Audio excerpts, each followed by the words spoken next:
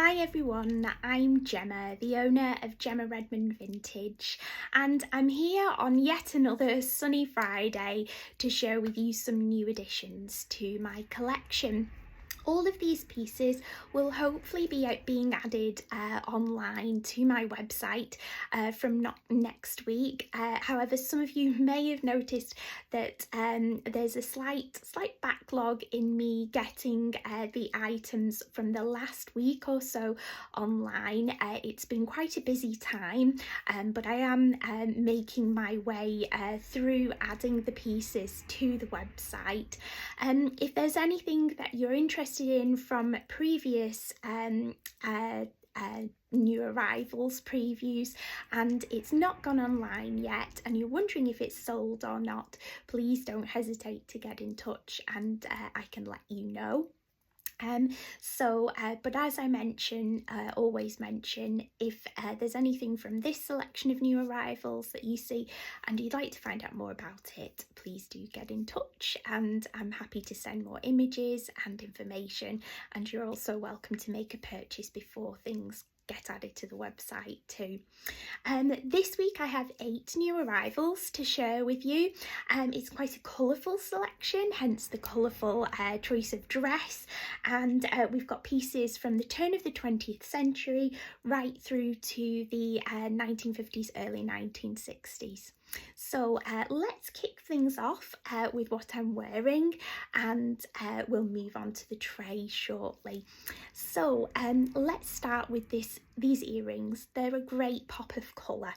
They date from the 1950s, and we can see that we've got these lovely chunky green glass cabochons and teardrop shaped green glass beads beneath them. The green is lovely and vibrant, almost a jade sort of colour, perhaps slightly darker, and it's sometimes referred to, this type of green, as peking glass. I'll just pop my hair up so you can see how they fall and how bold and bright they are. They're great for summer, I'm sure you'll agree. So I'll take them off so you can have a closer look at how this looks, how they look in detail. You can see beneath that they've each got this metal rondelle to finish, and these lovely metal caps at the top of the teardrop glass stones too. And as you can see, they're clip-ons, and the clips are nice and comfortable and strong. Next, let's move on to the necklace. This is also a green glass piece featuring peking glass. However, this necklace dates from the 1920s, so it's an Art Deco piece.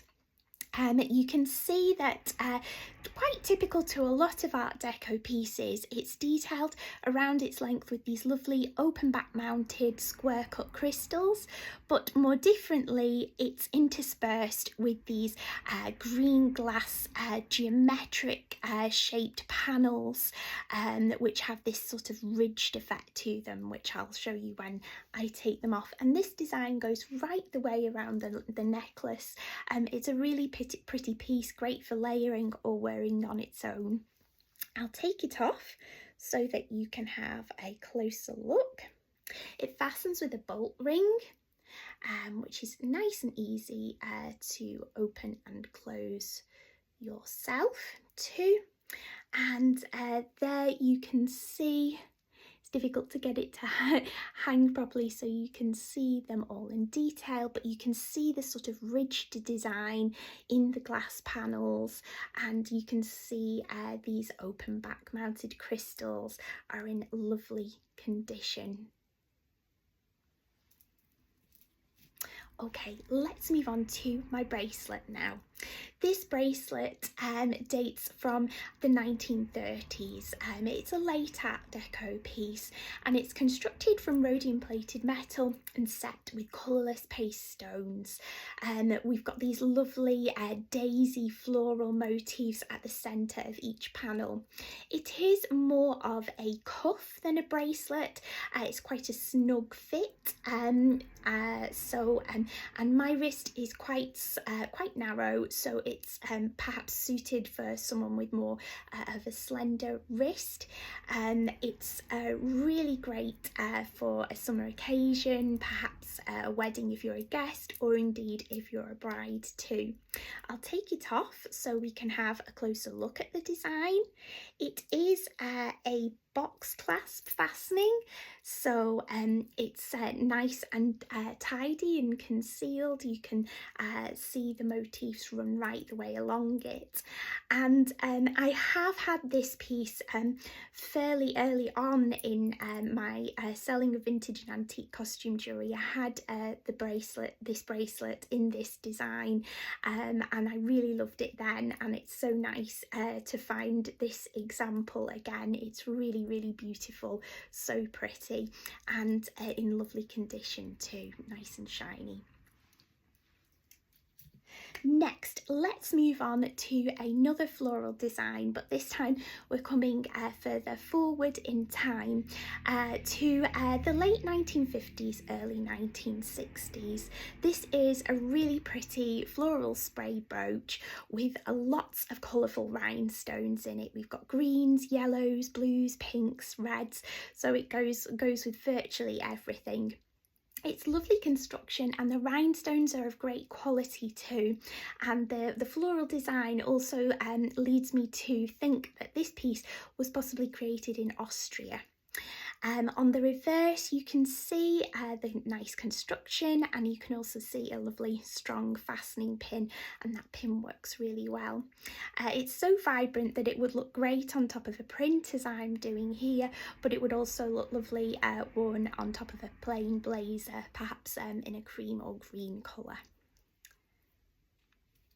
Next, let's move on to some more earrings. These earrings date from the 1930s, early 1940s. They're rhodium plated metal and set with colourless paste stones, and again we've got lovely floral motifs, perfect for summer occasions. They are, as you can see, clip-ons, and the clips work really well on these earrings. They're nice and strong but comfortable too. So that's one. And then I'll just pop the other in. The drop isn't too dramatic, it's just sort of a classic length, again perhaps perfect for a bride or summer occasion, or just sort of wearing with a summer dress as I'm doing here. Next, the next two pieces are German in origin, but both quite different. They are from opposing time periods, opposing styles, but both very special. I'll take these earrings off just so that I don't catch them with the final necklace that I'm going to share with you. So first, let's move on to the first of my German pieces. This piece dates from the turn of the 20th century, so circa 1900. It's Egyptian revival in design, and you can see that it depicts a bird here, which is perhaps an ibis, or what's known as a Ba bird, or perhaps even the god Horus. And you can see that it has a gilded effect. It's constructed from silver gilt, and it's marked on the reverse 800, so this is a hallmarked piece. What's very special about this piece is that it uses the plique-à-jour technique, which is roughly translated as letting through the light. The enamel work on this piece works like a stained glass window, so the enamel is put onto the front of the piece, and then the back is open so that the light shines through. So it's a little difficult to show you here how that works. There's some light coming from the window and the ring light, but I'll turn it round so that you can see that it's an open work design here, so that the light shines through the enamel that's poured onto the piece. It's a very difficult process of enamelling, very skilled, and it's also very rare because the pieces are quite delicate due to the nature in which the enamel is poured on, and the fact that it's not fully set within a mount, so within a backing. So it's very rare to find these pli cachot pieces. They were most popular during the turn of the 20th century in the Art Nouveau era. And this piece is also detailed with a lovely green paste stone too, which catches the light beautifully. It's a pendant, I'm not sure if I mentioned that, so it's perfect for hanging from a delicate silver chain, silver gilt chain or gold chain. I have had a very similar piece using blue and green enamels and also depicting an Egyptian revival motif. I think that was more like the god Horus than this is. This is possibly what's known as a Ba bird, and it was signed on the reverse by a maker known as George Clayman, or Jörg Clayman, and he was a very important jewellery designer in Germany during the Jugendstil period, so German Art Nouveau era. At the turn of the 20th century, he made pieces for the likes of Theodor Fahner, designed jewellery for them. So this piece, it isn't signed, but it bears a strong similarity to his work, so could perhaps be by him. Next, let's move on to this other German piece. However, this is from the 1950s, the late 1950s, and this is a piece created by one of the Kaufbeuren makers, by Otto Muller.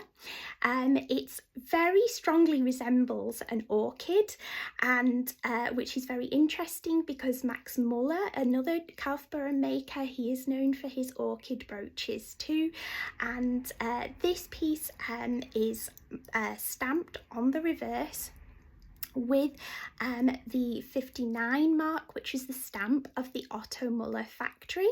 It's probably rhodium plated metal, and then it's detailed with these lovely iridescent glass petals, aurora borealis rhinestones at the centre, and iridescent glass cabochons. The glass bears a real similarity to the WMF Myra glass produced in Germany during the Art Deco era. So this is probably inspired by that, using glass inspired by that. It's in really lovely condition and a great find. Finally, very quickly, I'm running out of time, let's move on to this fabulous Louis Rousselet collar. This is French, and it dates from the probably 1940s, 1950s. You can see that we have a lovely blue rhinestone on the clasp, and it fastens with a box clasp, so it's nice and easy to secure, and it has these fabulous pale blue glass flowers going right the way along the collar, forming this beautiful neckline and shape. So let's recap. I've managed to fit everything in. Phew. The pieces today. We have this 1940s, early 1950s Louis Rousselet French glass flower collar, this Art Deco crystal and peking glass necklace, this 1950s floral rhinestone brooch, these 1930s, 1940s floral earrings, these green glass 1950s earrings, this 1930s paste flower bracelet, this German pli cachot and silver gilt Egyptian revival pendant, and this Otto Muller iridescent glass orchid brooch dating from the late 1950s. Thanks so much again for joining me. I hope you found this interesting, and I look forward to sharing more pieces with you all again next week. See you soon. Bye bye.